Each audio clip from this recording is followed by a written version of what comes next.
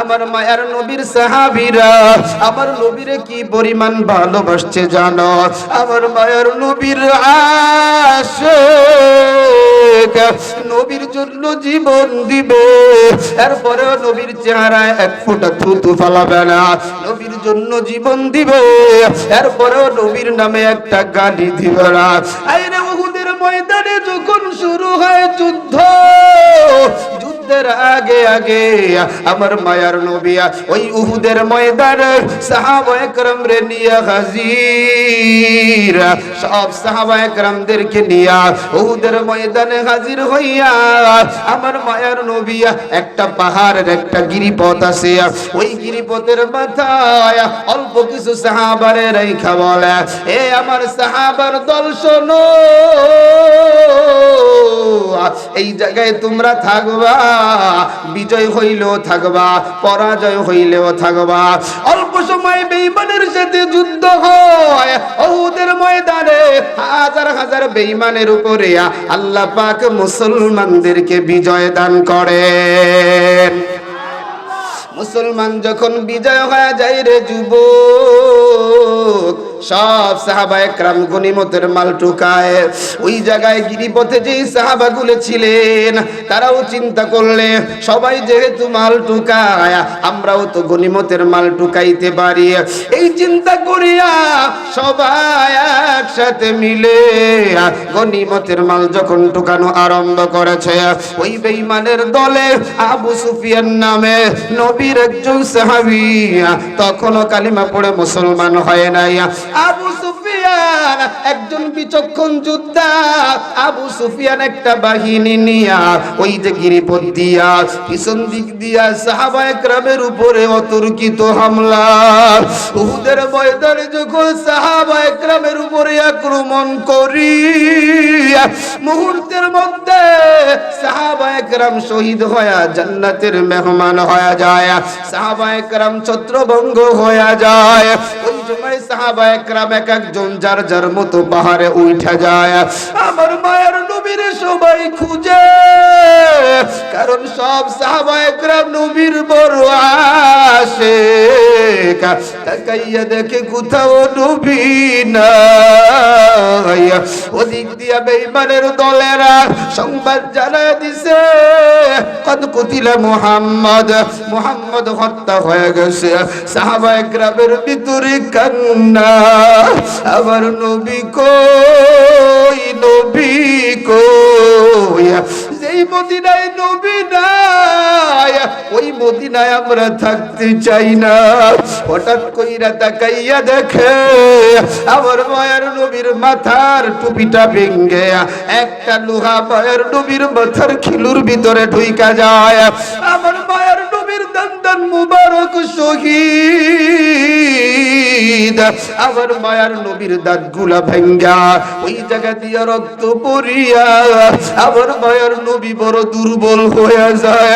আমার মায়ের নবী একটা গর্তের ভিতরে পড়িয়া যায়। পুরো ময়দানে সাহাবায়ে কেরামের কান্নার আওয়াজ। আজকে আমার নবী কই, নবী কই। ওই দিক দিয়া মদিনার জমিনে সংবাদ ছড়ায় গেছে, আজকে উহুদের ময়দানে নবী নাই, নবী নাই। উহুদের ময়দানে নবী নাই। মদিনার ছোট্ট ছোট্ট বাচ্চাগুলোও কান্না করে, মদিনার মা বোনেরাও কান্না করে।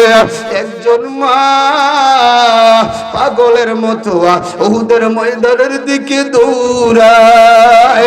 একজন যুবক ডাক দিয়া বলে, মা কই যাও, কই যাও। মা ডাক দিয়া বলে, উহুদের ময়দানে যাই। এমন সময় যুবক ডাক দিয়া কয়, মা গো, ওই ময়দানে তো তোমার স্বামী শহীদ হয়ে গেছে। মহিলা বলে, ইন্না লিল্লাহ।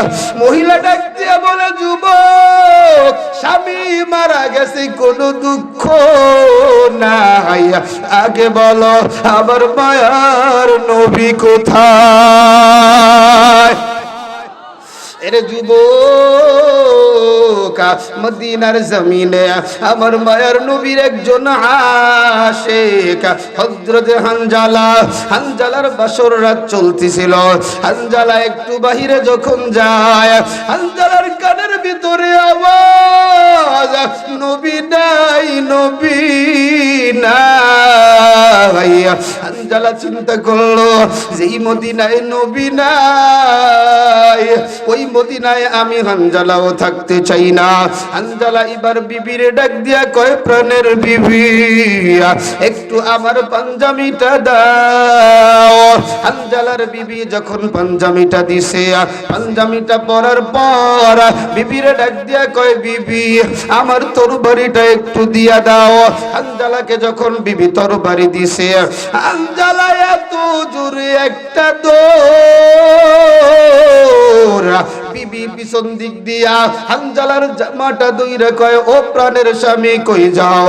বলে, বিবি রে, যেই মদিনায় নবী নাই, ওই মদিনায় আমি হানজালা থাকতে চাই না। এমন সময় বিবি ডাক দিয়া বলে, হানজালা আপনার তো গোসল ফরজ হয়ে গেছে, আপনি একটু পানি আইনা দেই, গোসলটা করে নেন। হানজালা ডাক দিয়া কয়, বিবি শোনা, তোর যদি পানি আনতে দেরি হয়, আবার যদি উহুদের ময়দানে যাইতে দেরি হয়, ওদিক দিয়ে যদি নবীর সাহাবীরা শেষ হয়ে যায়, কিয়ামতের ময়দানে আল্লাহর আদালতে আল্লাহ যদি প্রশ্ন করে, ও হানজালা, বিবির মজা, বিবির মায়া, নবীর আশিক হইতে পারলি না, আমি হানজালা ওই দিন কি জবাব দেব? এ বিবি আমারে সাইরা দিয়া। এবার হানজালা একটা দৌড় দেয়, ওদিক দিয়ে আমার মায়ের নবী একটা গুহার ভিতরে পইরা আছে, সবাই খুঁজে নবী নাই। নবীর দুইজন সাহাবী, একজনের নাম হলো আবু তালহা, আর একজনের নাম হলো আবু দুজানা। এই দুইজন তাকা দেখে নবী হামাগুড়ি দিয়া পইরা আছে। দুইজন দৌড় দিয়া গিয়া একজন নবীর পিছন দিক থেকে নবীরে জড়ায়া ধরছে, আর একজন নবীর সামনের দিক থেকে হযরতে আবু তালহা জড়ায়া ধরছে। নবীর সিনার সাথে আবু তালহার সিনাটা লাগানো। আবু তালহা একবার আবার নবীরে জড়ায় ধরে, আবার নবীরে ধাক্কা দিয়ে ফেলায় দেয়। আমার মায়ের নবী ডাক দিয়ে কয়, তালহা আজকে তোমার কি হলো? একবার আমারে ধাক্কা দাও, আবার তুমি আমারে জড়ায় ধরো। আবু তালহা ডাক দিয়ে কয়, নবী গো, পিতাকা আবি ওয়া উম্মি, আমার মা বাবা আপনার উপরে কুরবান হোক, আমি আপনারে কোন সময় ধাক্কা দেই জানেন?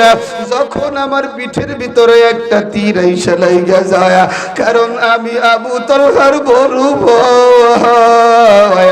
আমার পিঠতে থেকে আমার পেটটা যদি ছিদ্র হইয়া আমার মায়ের নবীর কলজার ভিতরে যদি লাইগা যায়, ও গো নবী, আমার মতো একটা কেন, দুইটা কেন, হাজার হাজার আবু তালহা যদি মরিয়া যায়, আল্লাহর কোনো ক্ষতি হবে না, দ্বীনের কোনো ক্ষতি হবে না, ইসলামের কোনো ক্ষতি হবে না।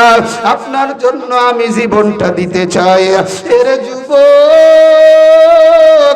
এইভাবে যুদ্ধ চলতে চলতে এক পর্যায়ে যখন যুদ্ধটা শেষ হয়ে যায়, আমার মায়ের নবী তাকাইয়া দেখে আবু তালহা আমার মায়ের নবীর পাশে পড়া। সব সাহাবায়ে কেরাম আমার নবীরে বসায়। সাহাবায়ে কেরাম যখন দেখে রে যুবক নবীর মাথার ভিতরে লোহা ঢুইকা গেছে, সাহাবায়ে কেরামের আর ভালো লাগে না। আবু বকর দৌড়ায়া যায়, যেই নবীরে না দেখলে আমার ঘুম হারাম, যেই নবীরে না দেখলে আমার খাওয়া হারাম, ওই নবীর মাথায় আজকে লোহার টুকরা। আবু বকর টুকরাটা যখন বের করতে যায়, এমন সময় মায়ের নবীর একজন আশিক কি হবে শেষ নবীজির উম্মত বলে দাবি করে যদি ওই নবীর চেয়ার নাস্তিকেরা দখল করে?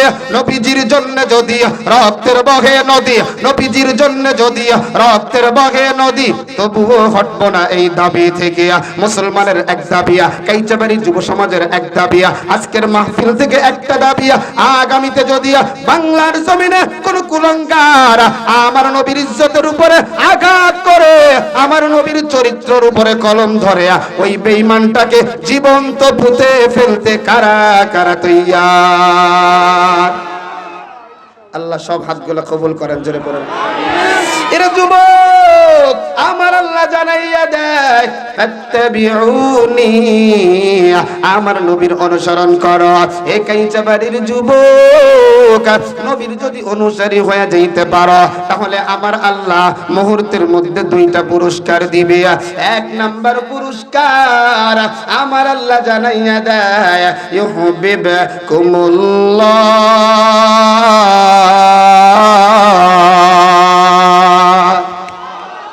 আমার আল্লাহর এক নাম্বার পুরস্কার, আমার আল্লাহ বলে আমি আমার ওই বান্দা বান্দিগুলাকে ভালোবেসে নিলাম। এরা যুবক ভাই আমার মায়ার নবী জানাইয়া দেয় কুল্লু উম্মতি ইয়াদখুলুনাল জান্নাতা ইল্লা মান আবা।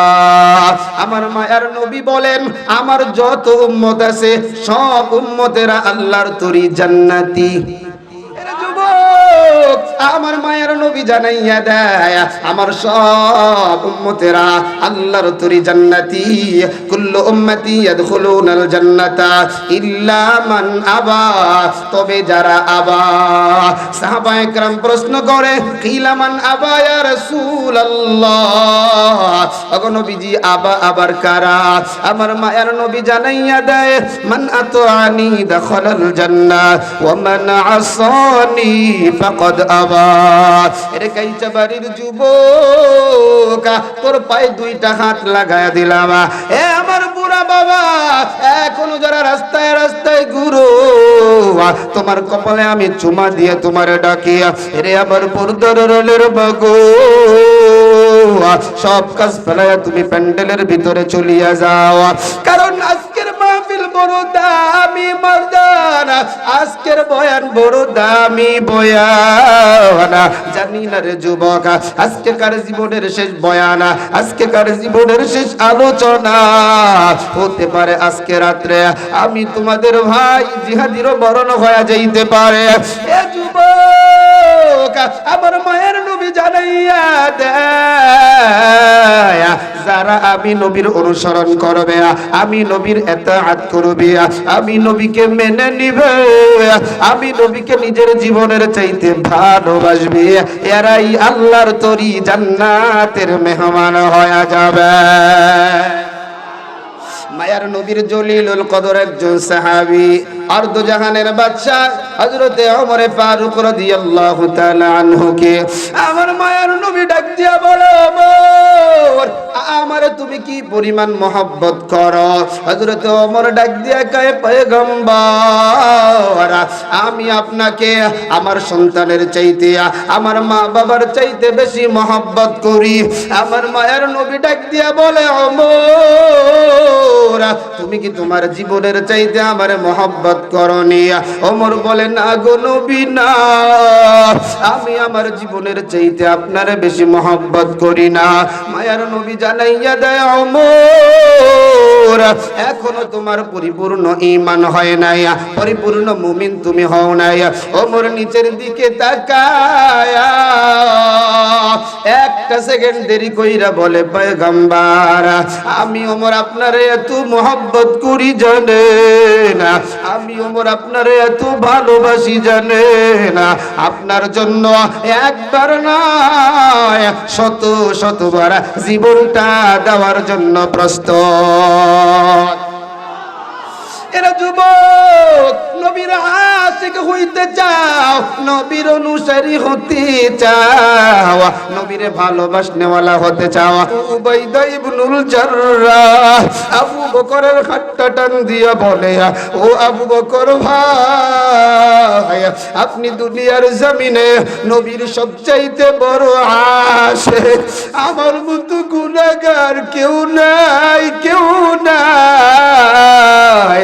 আজকে আমি নবীর আশিক হতে চাই, আজকে নবীর মাথা থেকে আমি তরবারিটা বের করব। আবু উবাইদা ইবনুল জাররাহ আমার মায়ের নবীর কাছে হাজিরা, আমার মায়ের নবীর কাছে গিয়া সামনের দুইটা তার দিয়া ওই রডটাকে কামড় দিয়া এত জোরে টান মারছে রে ভাই, আবু উবাইদা ইবনুল জাররার দুইটা দাঁত মুহূর্তের মধ্যে শহীদ হয়ে যায়। আল্লাহু আকবার। নবীর সাহাবীরা ডাক দিয়া বলে, নবীর আশিক আর পাগলামি করিস না, আমরা নবীকে ট্রিটমেন্ট করায়া নবীর মাথা থেকে লোহাটা বের করব, সুতরাং তুই আর পাগলামি করিস না। আবু উবাইদা ইবনুল জাররাহ ডাইকে ডাইকে বলে, নবীর সাহাবী শোনো, আজকে আর তোমরা কেউ আমারে বাধা দিও না, আজকে আমার নবীর আশিক হতে দাও, আমার মুখের মধ্যে দাঁত থাকবে, আর আমার মায়ের নবীর মাথার ভিতরে রোড়া লোহা থাকবে, এমনটা হতে পারে না।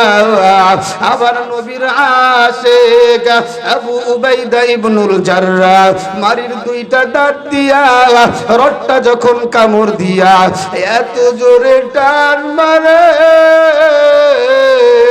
আমার মায়ের নবীর মাথা থেকে লোহাটা বের হয়ে আসে, সঙ্গে সঙ্গে আবু উবাইদা ইবনুল জাররাহ মারির দুইটা দাঁত ভেঙে যায়, আবু উবাইদা ইবনুল জাররাহ বেহুশ।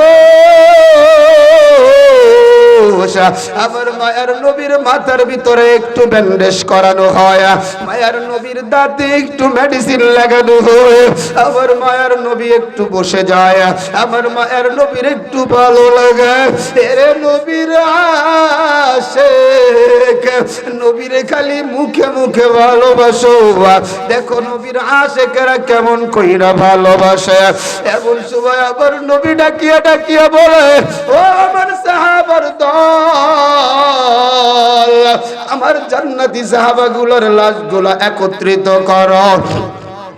একটা একটা কইরা শহীদের লাশগুলা জমা করা আরম্ভ করা হলো, একটা দুইটা তিনটা করে এরকম করে 68টা লাশ যখন জমা করা হয়, আমার মায়ের নবী ডাক দিয়া কয়, সাহাবী শোনো, আজকে আমার আরো দুইজন সাহাবার লাশ আছে, কারণ কি জানো, আমি গত রাত্রে স্বপ্ন দেখেছি, আমি গত রাত্রে স্বপ্ন দেখেছি আমার 70টা উট আমি কুরবানি দিয়েছি। যুবক, আমার মায়ের নবী সাহাবায়ে কেরামরে বলে, ও আমার সাহাবার দল, এক একটা কইরা যখন 68টা লাশ উঠানো হয়, আমার মায়ের নবী ডাইকে ডাইকে বলি, আমার এই দুইজন সাহাবার লাশ আছে, সাহাবার লাশ সাহাবায়ে কেরামরা খোঁজা আরম্ভ করে, সাহাবার লাশ খুঁজতে খুঁজতে এখনো দুইজনকে পাওয়া যায় না। হঠাৎ কইরা সাফা মারওয়ার উপর দিকে একটা পাহাড়, ওই পাহাড়টার নাম হলো রুমা পাহাড়।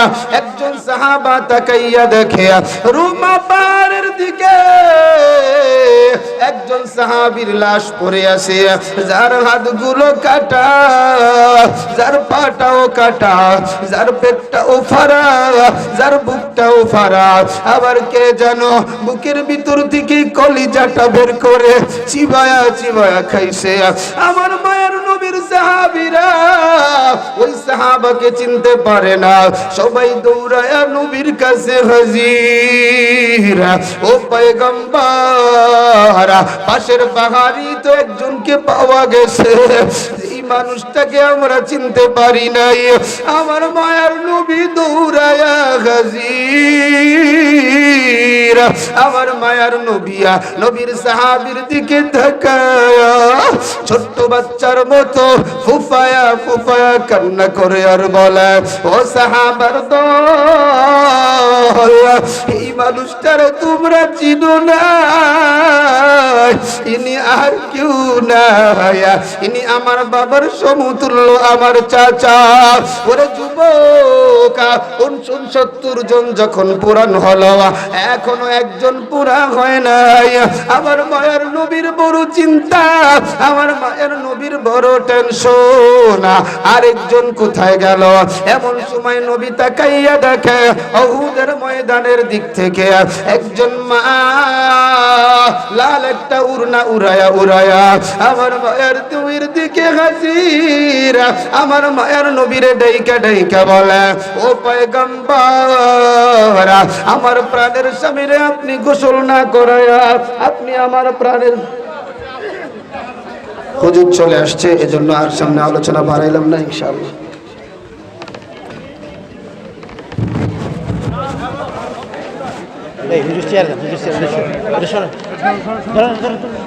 লাগবে না, এটা একটু সরাই দেন।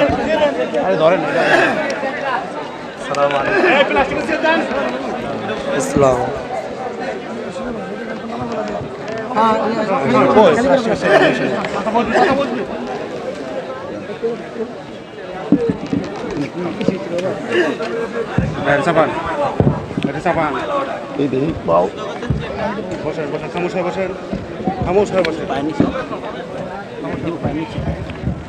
না না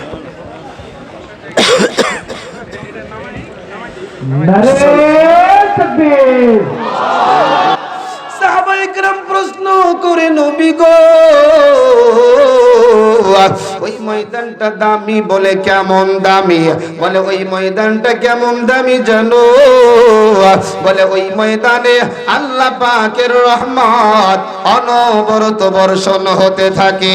সুবহানাল্লাহ। এরে যুবক, আমার আল্লাহ কত গুনাহগারকে এক ফোঁটা রহমত লাগাইয়া, এক ফোঁটা মায়া লাগাইয়া গুনাহগার গুলোর হেদায়েত দিয়ে দিল। আমার কারণ আমার আল্লাহর বড় দয়া, কারণ আমার আল্লাহর বড় মায়া। আমার মায়ের নবী জানাইয়া দেয়, আল্লাহর বান্দা বান্দি যদি আল্লাহর রহমতের দিকে এক বিঘত আগায় যায়, আমার আল্লাহর রহমত ওই বান্দা বান্দিদের দিকে এক হাত আগায়া যায়। আল্লাহর কোন বান্দা বান্দি যদি আল্লাহর রহমতের দিকে এক হাত আগায় যায়, আমার আল্লাহর রহমত ওই বান্দা বান্দির দিকে 2 হাত আগায় যায়। আল্লাহর কোন বান্দা বান্দি যদি আল্লাহর রহমতের দিকে হেঁটে হেঁটে যায়, আমার আল্লাহ রহমত ওই বান্দা বান্দিদের দিকে দৌড়ায়া দৌড়ায়া যায়। সুবহানাল্লাহ। এত বড় সুযোগ হাতছাড়া করতে, আরো জোরে বলেন। এবার বলেন, কার গোলাম? যারা বলে নাই তারাও কার গোলাম? এখনো যারা বলে নাই তারাও কার গোলাম? যারা জবান দিয়ে বলেছেন আমরা আল্লাহর গোলাম, আল্লাহ তাদের ব্যাপারে কি বলে শোনো, ইন্নাল্লাযীনা ক্বালু রাব্বুনাল্লাহ,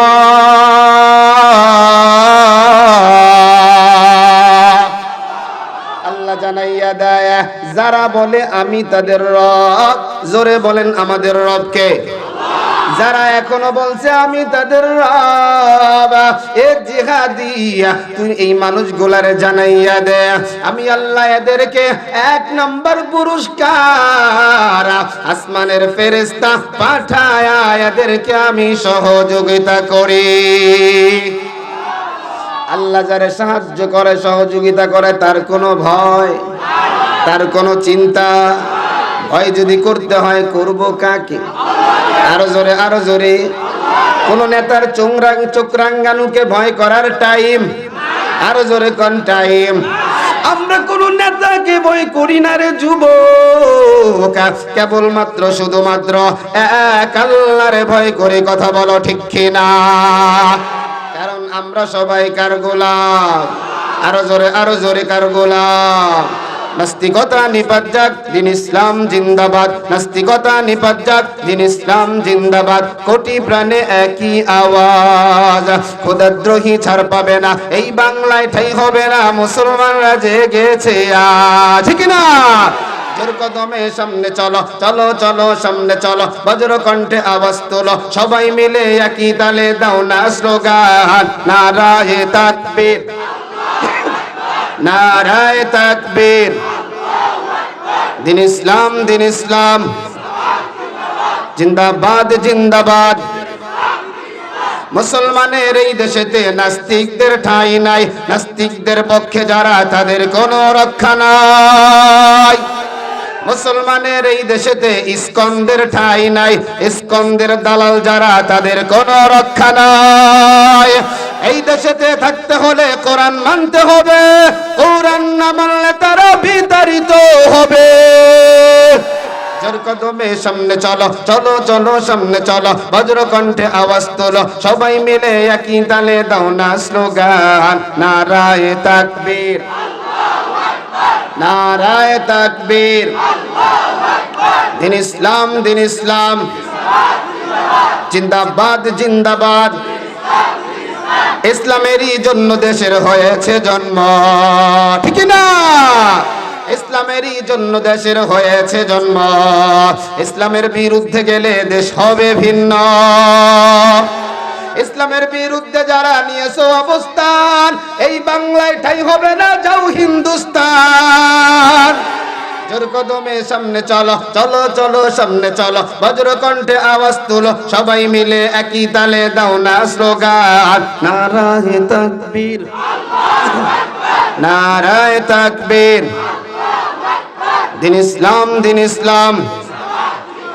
কোরআন আছে যেখানে, হাদিস আছে যেখানে, ওয়াজ আছে যেখানে, আমরা সবাই নবীর সেনা, আমরা সবাই নবীর সেনা, আমরা সবাই নবীর সেনা। নারায়ে তাকবীর। ঘুমাইছিলেন যারা, ঘুম গেছে না আছে? হ্যাঁ গেছে না আছে? আরো জোরে কোন গেছে না আছে? এই জন্য কাইচা বাড়ির যুবক, এ আশুলিয়ার বুড়া বাবা, এ আমার পর্দার আড়ালের আম্মা জানেরা, আমার আল্লাহ জানাইয়া দেয়, এরে আমার গোলাম, আমি আল্লাহ তোমারে একটা থিওরিক্যাল ক্যাটালগ দিলাম, আমি আল্লাহ তোমারে একটা প্র্যাকটিক্যাল ক্যাটালগ দিলাম। ক্যাটালগ দুই ধরনের, জোরে বলেন কয় প্রকার? আরো জোরে কোন? ক্যাটালগ বুঝেন তো? এই যে মোবাইল যারা কিনে, বাটন সেট হোক আর দামি সেট হোক, এর মধ্যে একটা ছোটখাটো বই থাকে, কথা কন ঠিক কিনা? এটা কি আমি আপনি বুঝি? কথা কন বুঝি? এইটার নাম হলো ক্যাটালগ। এটার নাম কি? ক্যাটালগ। একটা হলো থিওরিক্যাল আর একটা হলো প্র্যাকটিক্যাল। একটা হলো আল্লাহ সরাসরি কোরআন নাজিল করছে, আরেকটা হলো আল্লাহ আমার নবীরে দিয়ে বুঝাইয়া দিছে কোন সময় কি দরকার। কথা কন ঠিক কিনা? তাহলে একটা মানলে হবে না, দুটা মানা লাগবে। জোরে কয় না? আরো জোরে কয় না? আল্লাহ আমার জানাইয়া দেয়, আমি আমার গোলামের জন্য দুইটা দিলাম। এরপরে আমার আল্লাহ ঘোষণা করে, ইয়া আইয়ুহাল্লাযীনা আমানু আতিউল্লাহা ওয়া আতিউর রাসূল।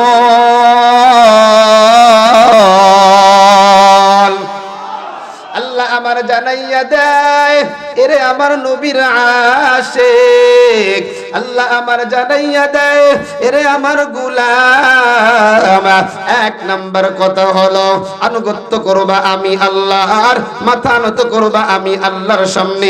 কথা যদি বলতে হয় জবান দিয়ে কথা বলবা আমি আল্লাহর। জোরে বলেন কার? এখনো যারা কথা বলবে না মনে করবো এটা এই দলের লোক, ঠিক না? কথা কন, এই দলের লোক। এই দলের লোক তো আমরা কেউ হতে হতে নবীর দলের লোকের কারা কারা হবে হাত দুটো দেখায়া দাও। নারায়ে তাকবীর। তাহলে নবীর দলের লোকদের আজকে জবান আর বন্ধ, বন্ধ। এই জবান আমি চাইছিলাম না, আল্লাহ এমনি দিছে। আরো জোরে কান, এমনি দিছে কিনা? ওই আল্লাহ আমার জানাইয়া দেয় রে যুবক, 1 নাম্বার আনুগত্য করবা আমি আল্লাহর, 2 নাম্বার আনুগত্য করবা কার জানো? 2 নাম্বার অনুসরণ অনুকরণ করবা আমার নবীর। কারণ কি জানো রে মুমিন, আমি আল্লাহরে সরাসরি ডাইরেক্ট পাইবা না। আমি আল্লাহরে যদি তালাশ করো, আমি আল্লাহরে একা একা পাওয়া যাবে না। আমি আল্লাহরে পাইতে হইলে একটা মাধ্যম লাগবে। আল্লাহর কাছে জানাইয়া দেই, জবাব চাই, আল্লাহ তুমি বলো তোমার যদি পাইতে চাই মাধ্যমটা তুমি জানাইয়া দাও। আল্লাহ আমার তেলাওয়াতকৃত আয়াতের ভিতরে জানাইয়া দেয়, কুল ইন কুনতুম তুহিব্বুনাল্লাহ।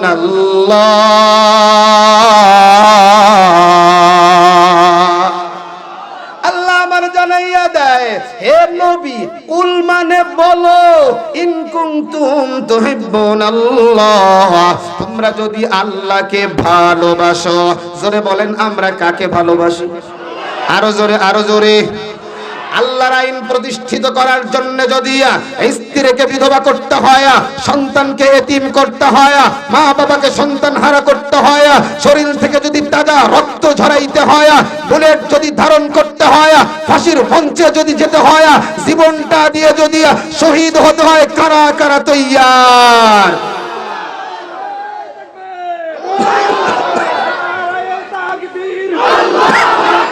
ইসলামের শত্রুরা বাংলাদেশে ইসকন বন্ধ করতে হবে।